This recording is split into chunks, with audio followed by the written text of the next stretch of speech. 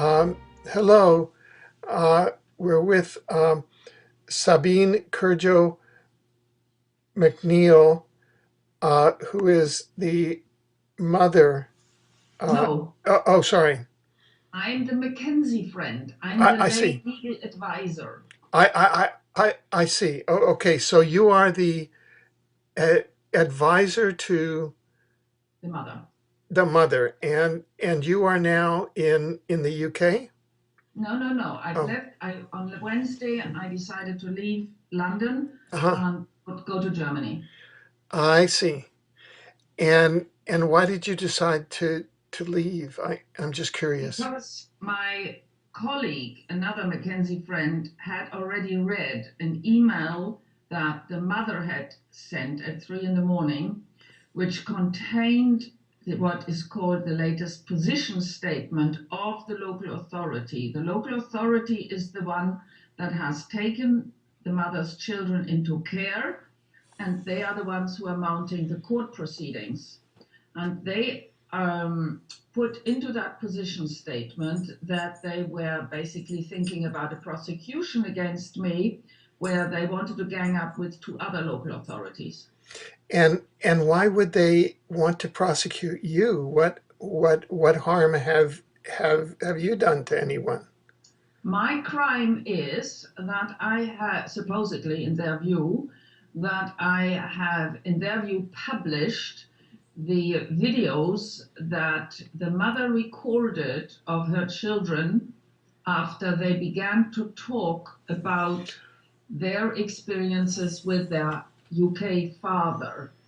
The father had always threatened to kill them if they were to talk. So the mother never knew why their behavior was as it was. But when they were on holiday together, her partner observed that they were touching each other and themselves sexually. And he asked them, "Who taught you that?" And they said, "Papa."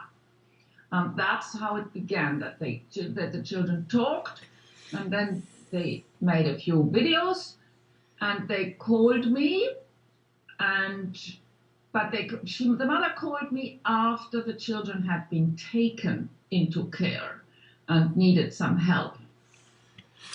Right, right. And so, but it seems to me that you were doing a public good. You were doing Yeah, a what I would like to think. Yes, thank yes, you. yes. And so the authorities are concerned because you made this public. Therefore, you ruined their cover up. Is that it? Yeah, that's a very good way of putting it. You're very smart. You're obviously very experienced, Alfred.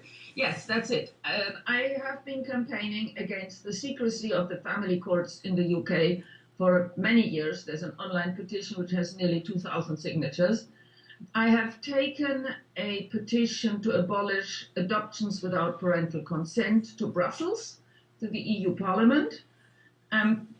Since this case has now topped all of the cases that I've ever come across, and I've dealt with some 50 cases, I just did my best.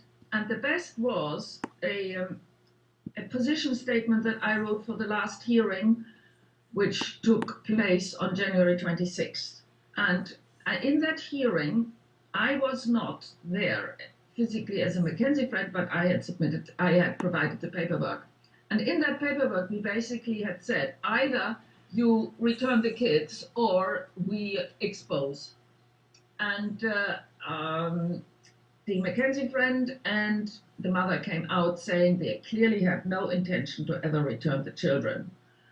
And that was on a Tuesday. And therefore, by actually, no, it was sooner than that. I then wrote an email to the Home Secretary, and that in that asking her, and that in that email, I blind copied a blogger, and he published that email, and he looked at the link, and to the Home Secretary, I provided the link to these videos, and because what the children are saying is so outrageous that in my own experience, I kind of could only believe it once I saw the video, the children speaking.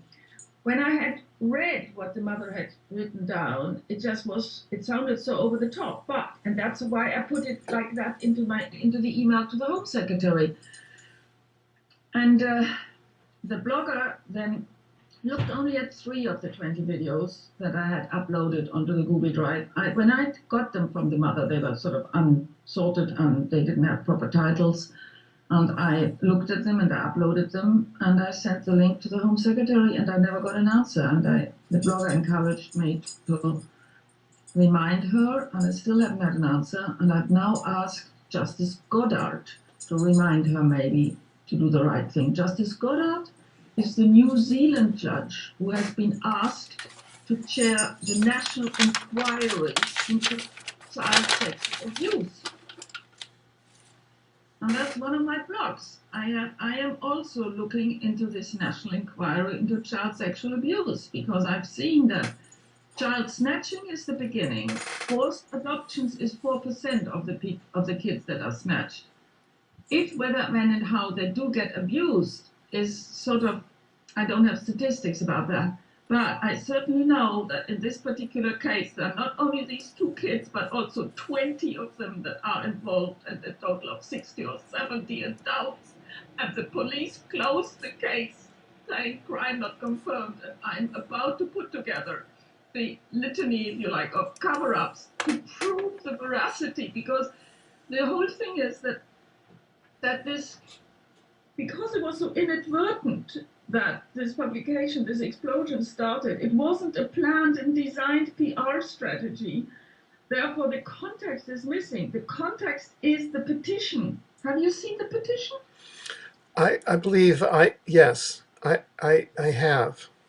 The petition says return the whistleblower kids and abuse survivors of London school to their Russian family. And my email to the Home Secretary announced to her that I had included her email address in that petition. I had agreed the text for the petition with the mother, and to convince the Home Secretary, I sent her the link to these videos, and the rest is Google history. Right. Now, we received at Exopolitics TV today uh, some further testimony. For example, this is from uh, a resident of the local Hampstead area. Um, Quote, and her name is June Wigan. Ah, yes, I have seen that quote. Yeah. Everything is completely true. I am from the local Hampstead area, and my Yes. children used to attend Christchurch Primary. They would often come home telling me about weird encounters, such as specific kids taken out of class by the headmistress, Catty Forsyke, for no apparent reason, and how the staff touch the kids and manipulate them. I was first approached to join the cult in an after-school meeting, and when declined, I was subtly told that if I told anyone about it, then there would be severe consequences on my behalf. And then they list the name of the vicar. And she lists the current address of the father of the whistleblower kids. And he says, I know him personally. He's a very successful and very wealthy man. Hence, he has a lot of higher member of authorities working with him to brush under the carpet. My child has also told me the school has often setting up any sort of pointless after-school class and extracurriculum activity as an excuse to get their hands on and do awful things to these poor children. It is only a selected amount of kids undergoing it because the parents have to be in on it, and the parents who decline get threatened if they tell. Now, could you go in? I mean, just for our audience who may not be familiar with the full details, could you go on and just explain to us what the status is of this case and how it got this far and what can be done from here? Well, I got involved after the mother had been in 2 hearings in the local family court in Barnet, that local council. On the day that I brought 2 other Mackenzie friends along, she sacked the barrister and decided to go along with us. And then there was another hearing with that local judge who made this ridiculous decision that the father should see the children once a week, whereas the mother only twice a week. That on December 23rd, that judge transferred the case to the High Court, the Judge Anne Paufley. That was supposed to start on January 20th. Meanwhile, we filed on December 22nd what is called a judicial review. That judicial review is the deadline was that day after 3 months against the Commissioner of the Metropolitan Police, which is in charge of the little local Barnet Police as well. Barnet Police had closed the case because they apparently got the children to retract the allegations after they had been in care for 6 days. And they said crime not confirmed. However, the mother commissioned a report from an expert who looked at the way that the police had recorded the evidence, and the evidence includes fabulous interviews with the children, which are completely consistent with all these privately recorded videos. But those police videos were more or less confiscated in the first hearing at the High Court by Judge Paufley. And the judicial review by the Metropolitan Police had alerted not only Barnet Council, but another council.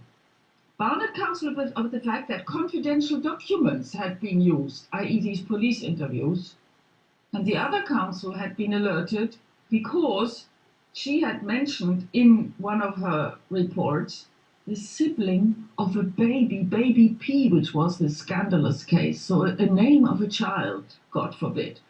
That is what the secrecy of the family court is always about. Nobody is supposed to identify a child by name. And unfortunately, also neither by photo. But when they make the children available for adoption, then they can do it. In other words, there's one law for them and one law for us, the victims or the parents whose children are taken. That is the big scandal, Alfred. And that is, nobody knows about it because of this secrecy. So to come back to Ella's case, the Metropolitan Police with their judicial review caused 2 extra hearings, and in the High Court there was this initial hearing even before the 20th, and then there was another one on the 26th, which made it clear that there was no intention to return the children. And that's where I published that position statement, either expose or not expose, either or you to return the children, and that's when the exposure began. Now, well, not only I had to flee, but also the mother. The mother had 10 police at her house. Fortunately, she happened to have had a barrister with her who answered the door, and when the police didn't produce a warrant, they goofed off. I can't remember exactly whether that was before or after. No, I think it was after I had left already. I had left because the document said that they're planning a prosecution against me. I got a phone call from the police on Friday when I was here already in Germany.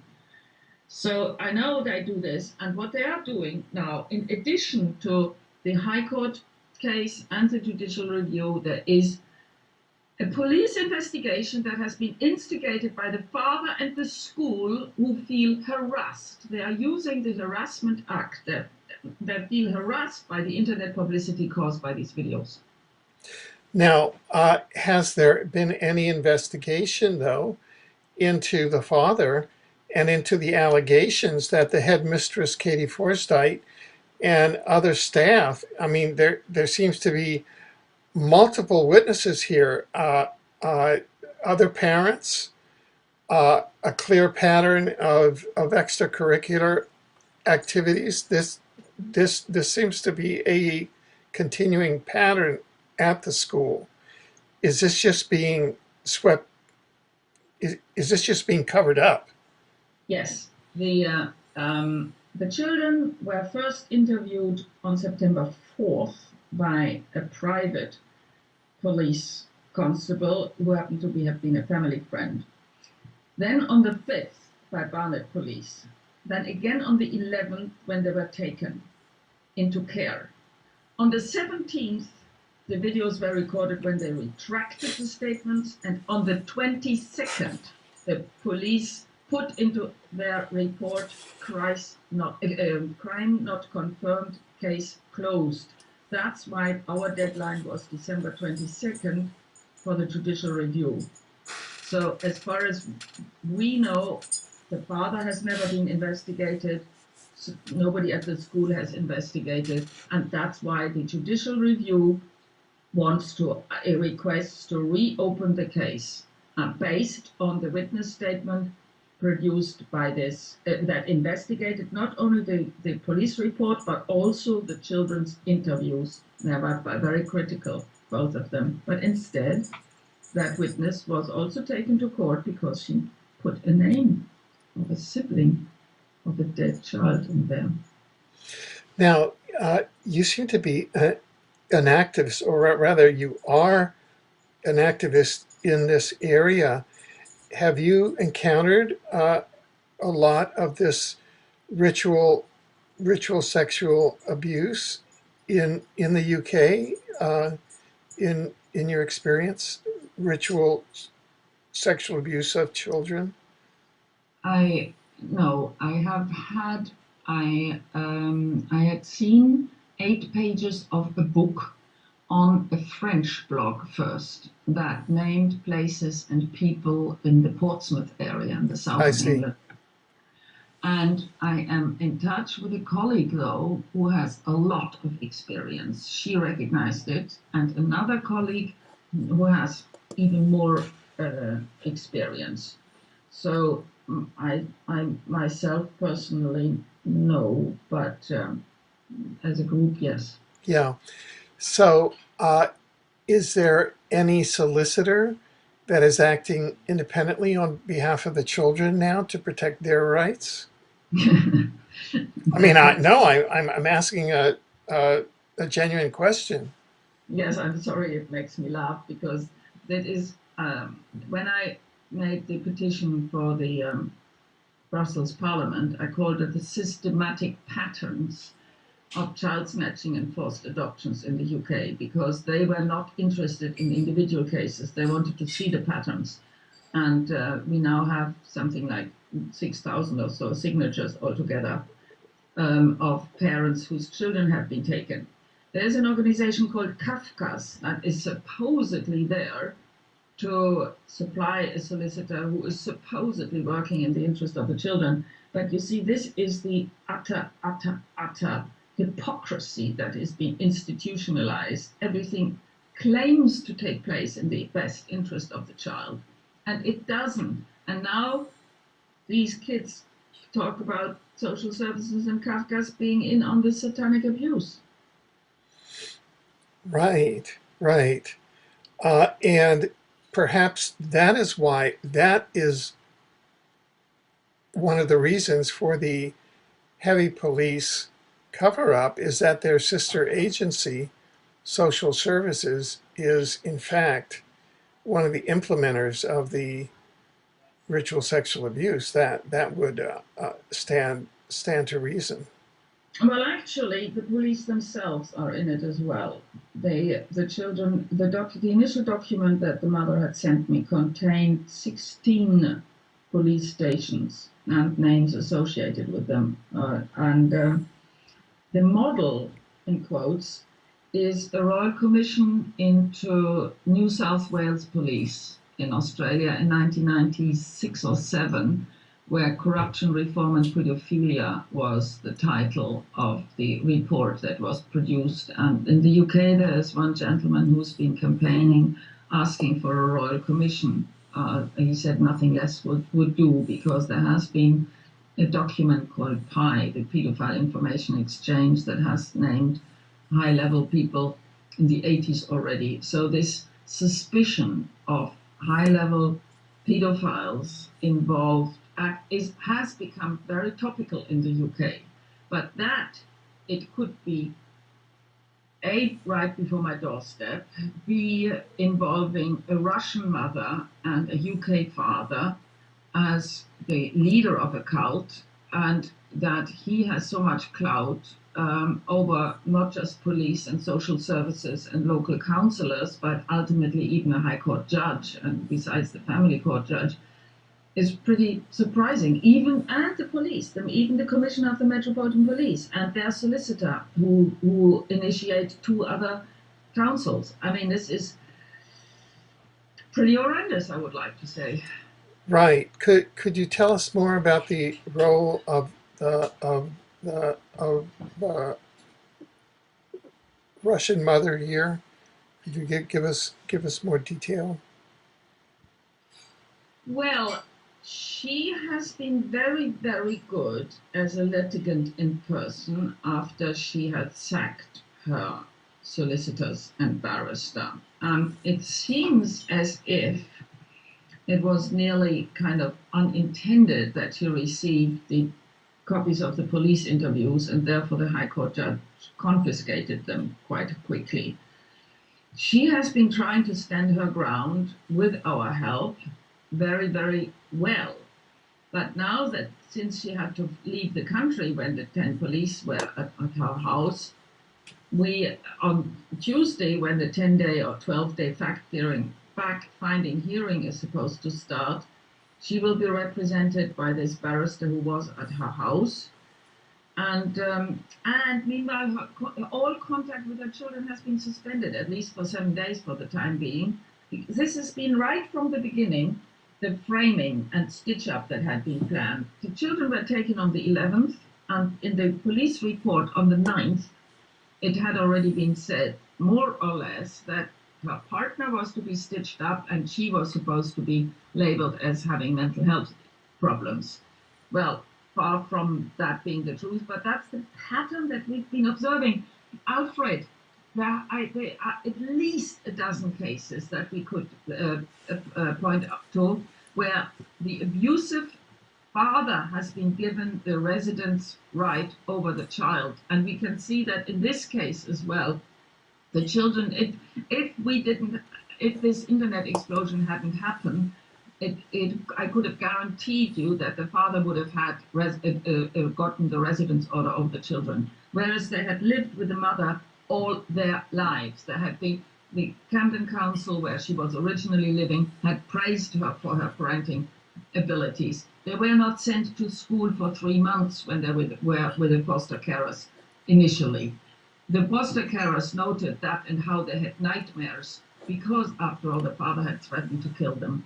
So the whole situation is really one of cover-up and stitch-up, where anybody who can't cope with believing the allegations of the children can possibly be convinced by the cover-ups. But I have to spell that out in a very concise manner still.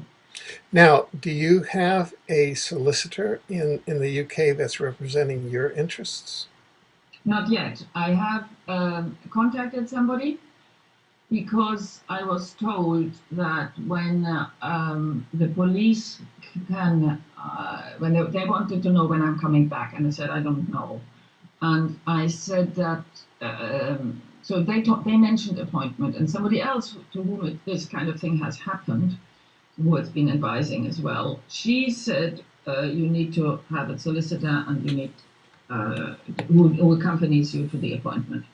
So I contacted somebody whom I had met once before, who was quite familiar with the ugliness of these family courts, and he copied in the leader of a criminal solicitor firm. But I sent them the document of the pension that I'm getting, so that I should be getting legal aid. But I hope that will take place tomorrow, and I'm going to talk to my nephew, who, after all, is a lawyer, even though he's not practicing yet.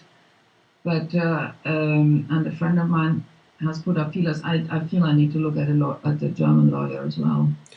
Right, right. Now, so here you have uh, a a situation where there appears to be uh, a secret network that would include the school, it would include the police, it would include the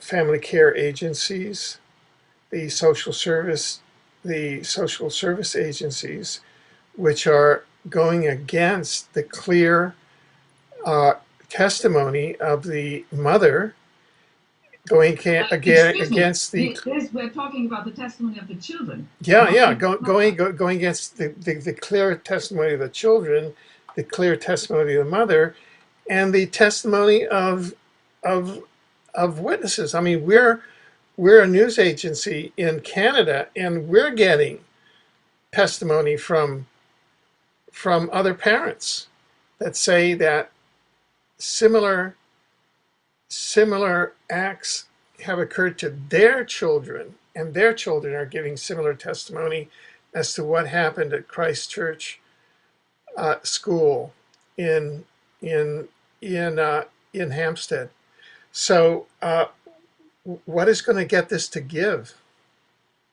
What is going to get this cover up to finally, uh, uh, get law and order to land there? Well, that's exactly what I asked Justice Goddard, the New Zealand judge who is to be appointed to chair the national inquiry into supposedly historic sexual abuse. I sent her first an email as soon as it was announced that she was going to be appointed, and I sent to her a link to my blog, which I'm going to give you now also, which is called National Inquiry. .wordpress.com, because there the victim is not only an abuse survivor from, at the time he's in his 60s now, but also a whistleblower of Lambeth Council, where he was a head teacher, and then he's become the victim of 3 police forces, and he published a book From Hillsborough to Lambeth, which has been banned, and I saw him in the cells in the court. So this national inquiry at the other end of only, in quotes, child sexual abuse, not even satanic aspects, is out there, and I've drawn it to the attention of Justice Goddard, and now I've asked, how about this current satanic case? This and maybe you can advise both Theresa May, the Home Secretary, and the High Court Judge Miss Anne Poutley. My colleague has written a statement to the judge because she had been gagged. She had been asked, and even what I call this corporate gagging, she was supposed to stop me from publishing. And as a Mackenzie friend, the whole association of Mackenzie friends wasn't supposed to do anything. But of course, and she entered this assuming and thinking that this judge would deliver a fair trial. Since that became very clear that it wouldn't happen, because neither was the equality of contact established, nor was there any likelihood of the children being returned at all. Therefore, now Belinda, my colleague, wrote this letter and suggested that maybe the case she should recuse herself, or maybe the president of the family division, Sir James Murray, should take over the case. Maybe and Theresa May. I mean, if she can't afford to prosecute the criminals who are criminal, well, I don't know what is possible. What the people will get up to. What can I do? I can only spread the word, and I hope that we will reach 100,000 signatures on the petition, because the government has one rule: if there are 100,000 signatures, then the subject may be debated in Parliament. Unfortunately, it should be on their side, and their side is not nearly as friendly as change.org, but still, I think they can't quite afford to have that much internet publicity without doing anything. In fact, Christopher Booker, the only journalist who writes regularly about that, has just published an article. Why don't our family courts obey the law? And I'm just asking, and why do they use secrecy to cover up crimes as well? Right, right. So that in this case, using using Occam's razor, it appears that ritual satanic abuse is the controlling factor. Would you not agree? I'm sure it is. I mean, quite frankly, whether it's satanic or not satanic, Well, um, that the ritual abuse that's described by the children is the controlling factor that is controlling the police yes, in covering up the case, in not investigating the father, in forcing the mother to flee to exile, in forcing yourself to flee to exile, because that is under the law. You and the mother are the subjects of what's called malicious prosecution. yes, Uh, and and the and the only thing that can account for that would be uh, an intent to cover up ritual, sexual, or a pattern of sexual abuse by secret societies. yes, And so it's those that is, if an investigation were carried out of the father or of the police, they're they feel that if the slightest amount of truth came in, their entire edifice would fall like a house of cards. yes. Isn't that what it seems?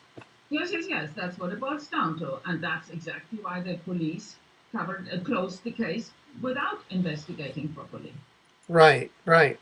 So so you are now determined to fight this from where you are, correct? Well, there is a man called Ian Josephs who lives in Monaco. He's 83 and he has been observing the secret family courts for over 50 years. He has been advising parents at the rate of about 1,000 a year.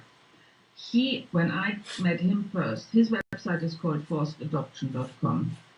When I talked to him first, I said, what can we do? What can we do? He said, exposure, exposure, exposure. And there's somebody else, and another victim I'm in touch with, who said they don't like to find them. They do find their names with Google, and therefore, I mean, if you say I'm fighting, I continue to expose because the cat is out of the bag. In fact, that's what the High Court judge said herself already. The genie is out of the bottle. I think she said that because the mother had copies of the police interviews. Now, I haven't even made those available yet. Because they were clearly part of court proceedings, but these privately recorded police recorders were not part of the court proceedings. That's why I felt okay doing that, making them accessible to the Home Secretary. Right, right. Good. Um, do you have any items that you haven't spoken about yet that you would like to bring up at this point? No, I just would like to close that with a plea for people to sign the petition and spread the word, because I'd like to see the 100,000 reached. And if there is any lawyer in the UK who would be helpful to or wants to be willing to help me come back again, I would appreciate that. In principle, I'm registered to be in Brussels at a workshop on Thursday the 26th. And Brussels is a wonderful day trip from London, but from Berlin it is quite a bit of a journey. So I don't know whether I can go there, and I don't know how. I mean, how can I trust? Also, I feel I cannot. I can't possibly travel and So and this has really disrupted your life. it certainly has. I mean, I had to to book a very expensive flight last minute, and I certainly hadn't planned on leaving there and then. And I don't. So you need a solicitor in the UK to sit down with the police and to fashion a written agreement with them. That I can come back. Yes, Yes, safe yes, for me to come back, safe in the sense because I have seen enough people be fraudulently imprisoned. I have right, visited them. right, I petitioned for them. I know yeah, what they are capable of. yeah, So I know that that's their game. That's what they want to do to me. yeah, yeah. Good. How can people And the get? mother. Sorry. And the mother. They want to get the mother behind bars as well, right? Right. Now, how can people get hold of you? Well, um, Through your blog? Is that yes. I mean, I have my contact is on quite a few blogs. I've got the one on the Mackenzie Friends. okay? I'm not sure whether when people sign the petition, whether they see my contact there as well. Okay, The National Inquiry blog. My most popular website is victimsunite.net. okay. And I also have a Facebook page, so I mean, generally Yeah. people find me. And is the mother making herself accessible at this point, or is she gone I underground, or what? I am. She hasn't spoken with me for quite some time. I see. The police asked me about that, and I said no. And but she is also on Facebook, so one can find her. Okay. Well, thank you very much, and uh, we hope that as events develop, we can come back to you to update us on these sad but im, important developments. And certainly, we're all concerned for the welfare of the whistleblower kids, but also of the children in the school, Well, and so, yes. and certainly all of the children in the UK and planet wide that are at effect of these ritual abuse networks. This is, I mean, somebody said the mother has basically sacrificed her children on behalf or for the sake of the others. They should have not, otherwise, she could have kept them outside the UK, and that's what Ian Joseph says. He advises mothers not to report the crimes of abusive fathers to the police because they would lose their children. Now, how crazy can that be? Excuse Right, me? right, exactly. So this is what happens when a mother reports abuse. She loses her children. Yes. Thank you very much. That's a Thank you, very sad Alfred. I lesson. look forward to seeing the video. Thank you. Thank you.